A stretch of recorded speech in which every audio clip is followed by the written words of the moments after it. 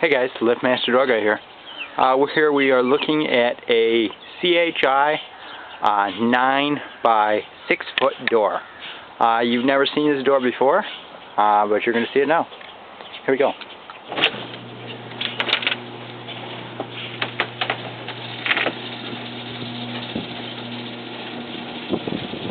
This is where we keep our tractor.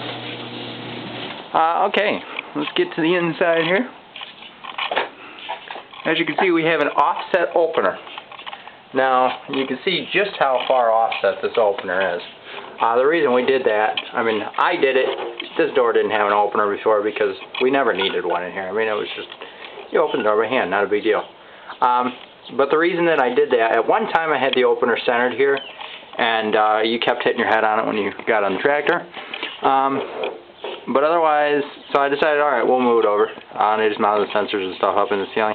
This is the Chamberlain power drive with a 3-piece T-rail. However, at some point when I get a chance, I am going to be upgrading this to the 1-piece T-rail, just because I like that T-rail better.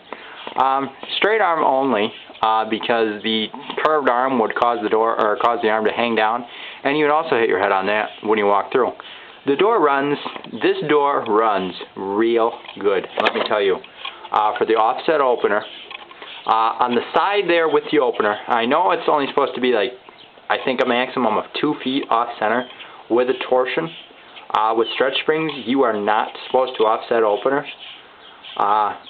Well, I'm just bending the rules a little bit. This is, by the way, stretch spring door. But these springs are almost perfectly even. They're real close. This door, anyway, it runs real good. You can take and put a brick on this side, and the door will reverse. And you can take and put just a regular 2x4 on that side, and the door will reverse. You can hold it on this side, and you can make it reverse without cocking it, which that's good because it means it's balanced and everything is real good. There should definitely be a strut on this door.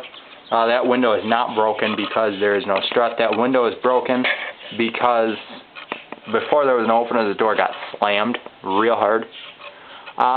This door, as are all my doors, nylon rollers. We're going to run this for you.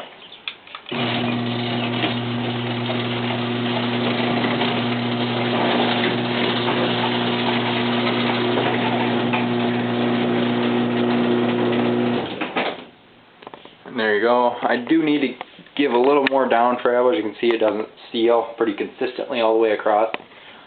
But the other reason I did that too is in the wintertime you get some snow under there, and otherwise it would reverse every little bit of snow you had. So I kind of gave it some allowance there. You can see the install I've got going over here. Because there was really no header, enough room to mount an opener, I mounted to the ceiling with a couple pieces of punched steel and mounted my header bracket. Just bolted my header bracket right to that and then put my pin through. We'll run this up. I think that is pretty cool. And this opener is very quiet too.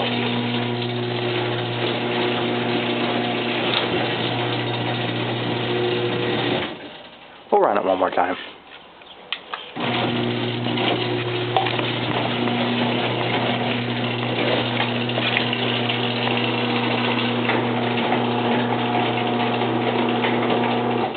Something else you don't see very often, 15-inch low headroom radius. This is 15-inch radius, low headroom track. That's something you don't see very often. Run it up.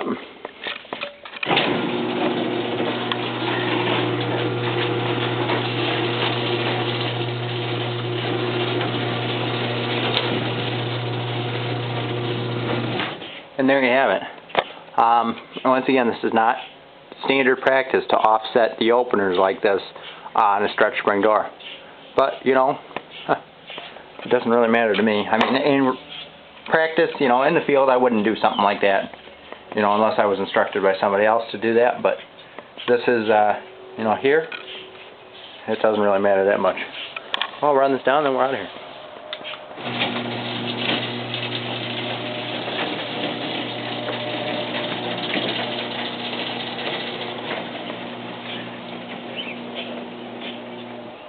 And there you go. And then just to get a feel, you guys are seeing this before in here, is where the aviator is. You can kind of see that there in the new clope. And then you come out here, and then up here on the other end of this barn is where the, up in the upstairs here is where I keep the garage door stuff. My door's on the other end, where my door stuff's kept. Check back soon, subscribe to the channel.